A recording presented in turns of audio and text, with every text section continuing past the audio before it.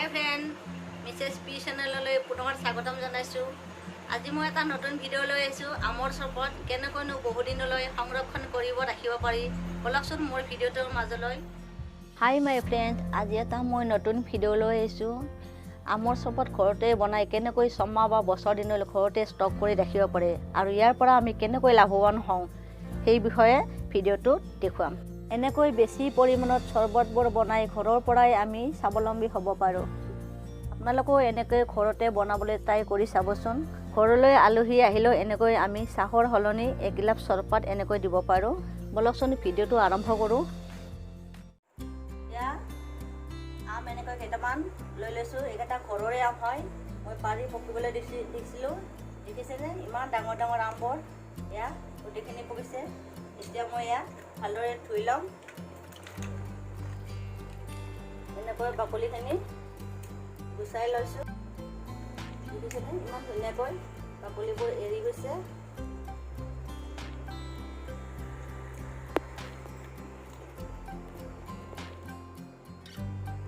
এনেকৈ মই সৰু সৰুকৈ কাটি ল'ম গোটেইখিনি আমে। তাৰপিছত মই মিক্সাৰত গ্ৰাইণ্ড কৰি ল'ম।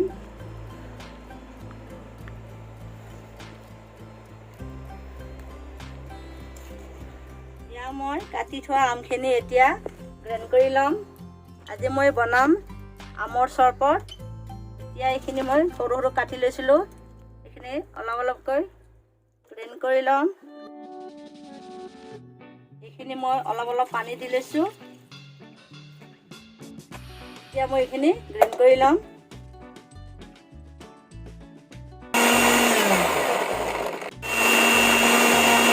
এতিয়া মই হৈছেনে চাই ল'ম।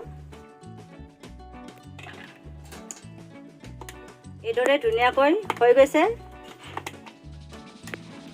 এতিয়া মই এইখিনি কাটি ল'ম।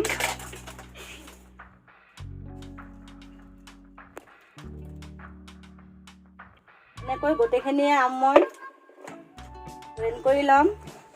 এনেকৈ চালি ল'ম। চাকনিৰে কাপোৰৰ লগতো কৰিব পাৰে, কটন কাপোৰৰ লগত ভাল হ'ব। মই এনেকৈ গোটেইখিনি উলিয়াই ল'ম, বাকীখিনি কৰি ল'ম, তাৰপিছত মই দেখুৱাই ল'ম। এতিয়া আমৰ ৰসখিনি ওলাই লৈছিলোঁ, চাকনিতে ওলাই লৈছোঁ। এতিয়া মই এনেকুৱা কটন কাপোৰ এখন ধুই লৈছোঁ। এইখিনি আকৌ মই এতিয়া ভালদৰে চেকি ল'ম, যিহেতু ইয়াৰ ভিতৰত বেছিকৈ আমৰ গাৰবিলাক ওলাই গৈছে। গতিকে এতিয়া আকৌ এবাৰ চেকি ল'ম, তেতিয়া ভাল হ'ব। অলপ অলপকৈ চেকি ল'ম।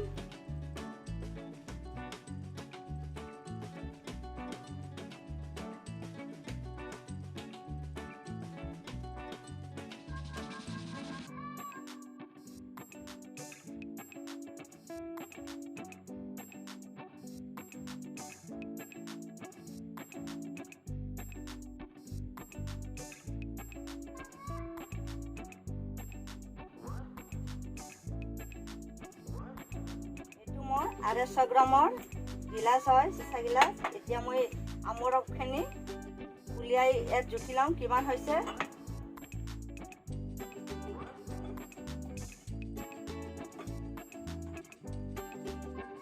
এয়া 250 গ্ৰাম, এয়া আধা কিলো হ'ল 2 গিলাচ, এয়া 3 গিলাচ,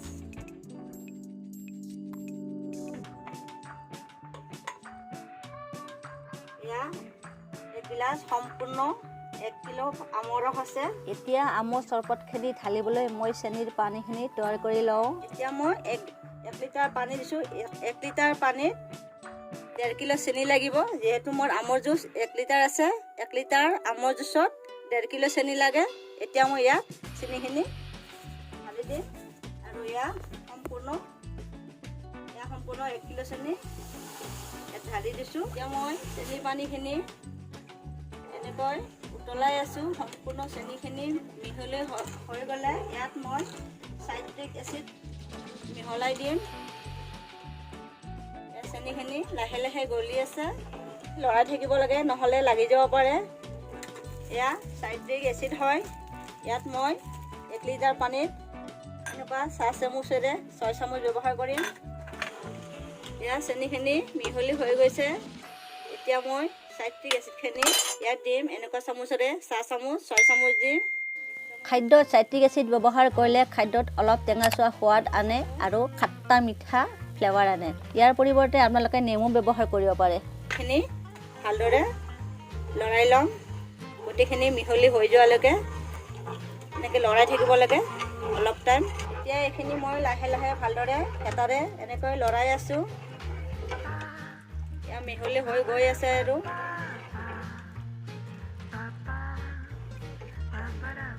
এয়া চাট্ৰিকখিনি সম্পূৰ্ণ মিহলি হৈ গৈছে। এতিয়া মই গেছটো অফ কৰি দিছোঁ একদম ঠাণ্ডা হ'বলৈ।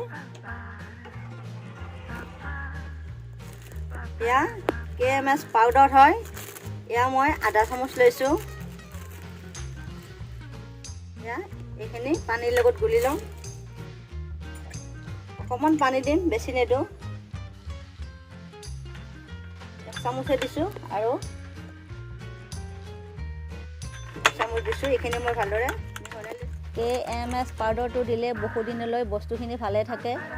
মিহলি হৈ গৈছে KMSখিনি। চেনি পানীখিনি ঠাণ্ডা হ'লৈকে মই ইয়াত পুৰণা পানীৰ বটলবিলাক এনেকৈ ধুনীয়াকৈ থৈ লৈছোঁ। মাজাৰে হয় এইবিলাক বটল। এতিয়া এইবিলাক বটল মই গৰম পানীৰ লগতে ধুনীয়াকৈ ধুই লওঁ। বটলবিলাক এনেকৈ ভালদৰে চাফ কৰি লৈছোঁ। চেনি পানীখিনি আকৌ এবাৰ চেকি লৈছোঁ। ঠাণ্ডা হৈ যোৱা চেনি বহুত লেতেৰা ওলাইছে, সেয়েহে মই আকৌ এবাৰ ভালদৰে এনেকৈ চাকি লৈছোঁ।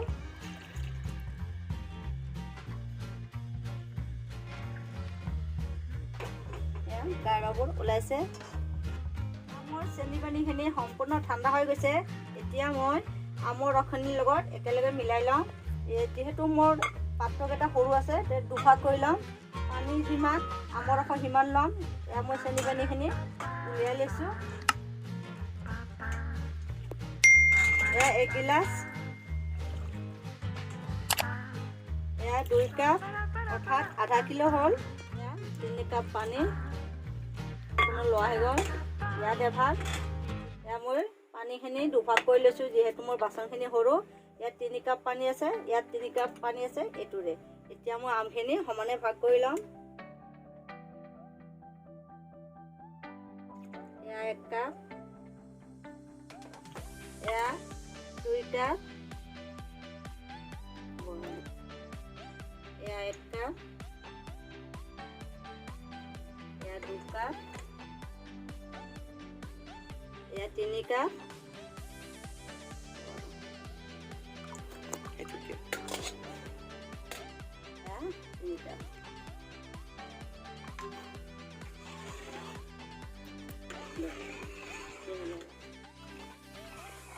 এয়া মই ভালদৰে মিহলাই লৈছোঁ আমৰ জুচখিনি দুই পিনে।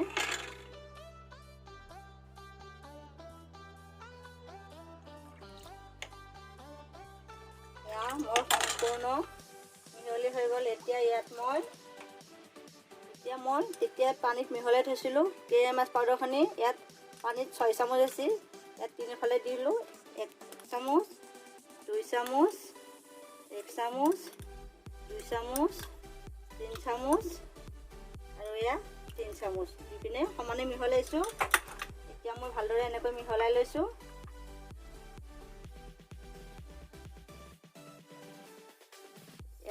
মিহলি হৈ গৈছে। এনেকৈ অকণমান লৰাই থাকিব লাগিব। ইয়াৰ পাছত মই অকণমান ফুড কালাৰ মিহলাই দিম। এয়া ফুড কালাৰ হয়, দোকানত সহজে পোৱা যায়। গোটেইখিনি বস্তুৱে দোকানত পোৱা যায় আৰু আজিকালি অনলাইনৰ যুগ, যিহেতু অনলাইনতো অৰ্ডাৰ দি পোৱা যাব। এয়া মই এইখিনি এটা বুট মাহৰমান ওলাই লৈছোঁ। এয়া পানীত মিক্স কৰি ল'ম। এয়া ফুড কালাৰ হয়, ই শৰীৰত কোনো ক্ষতি নকৰে। 2 চামুচ পানী দিছোঁ। এয়া ভালদৰে এইখিনি মিহলাই ল'ম। দেখিছেনে কালাৰটো ইমান ধুনীয়া হৈছে। এতিয়া মই ফুড কালাৰখিনি দুফালে মিহলাই ল'ম। এয়া 1 চামুচ, 1 চামুচ।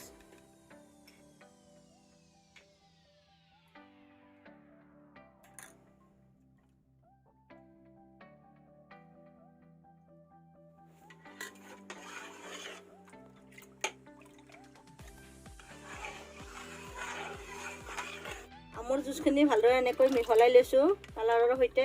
এতিয়া মই ইয়াত অকণমান চেন দিম, আমৰ চেন হয়। এইটো দিলেও দিব পাৰে, নিদিলেও নাই। এক টুপে পৰিলে আৰু ইয়াতে এনেকৈ দুই টোপাল দিছোঁ। এতিয়া ভালদৰে এইখিনি মিহলাই লৈছোঁ। বহুত ধুনীয়া চেন এটা ওলাইছে আমৰ চৰবতখিনি। মোৰ আমৰ চৰবত সম্পূৰ্ণ ৰেডি হৈ গ'ল। এতিয়া মই এইখিনি ধুনীয়াকৈ বটলত সোমাই থ'ম।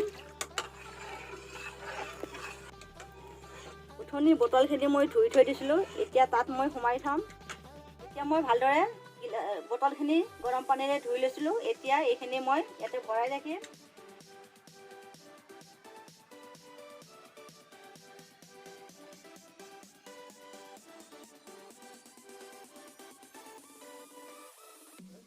এতিয়া মই ইমানলৈকে ভৰাই ৰাখিছোঁ। ওপৰলৈ ভৰাব নালাগে, যিহেতু গেছ হয়, ফাটি যাব পাৰে। গতিকে এনেকৈ ইমানকণ থাকিলে এইটো বন্ধ কৰি দিব লাগে। এইখিনি ভালদৰে খপাটো টাইটকৈ মাৰিব লাগে আৰু এইখিনি মোটামুটি 10 দিন বা এসপ্তাহ বা 10 দিন খুলিব নালাগে। এয়া মোৰ 6 বটল হৈছে আমৰ চৰবত। এনেকৈ বনাই থ'লে 6 মাহ এবছৰলৈ খাব পাৰে।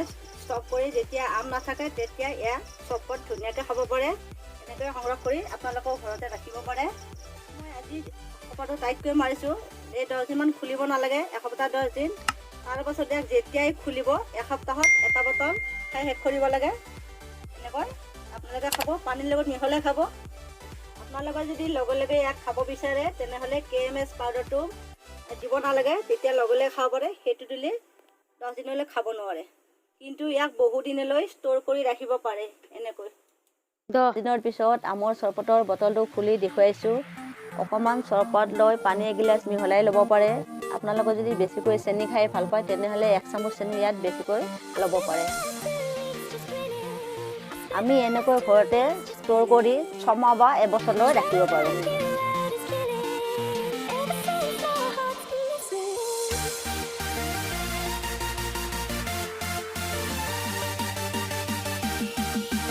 ভিডিঅ'টো যদি ভাল লাগে তেনেহ'লে লাইক এটা কৰি দি মোৰ চেনেলটো ছাবস্ক্ৰাইব কৰিবলৈ নাপাহৰিব।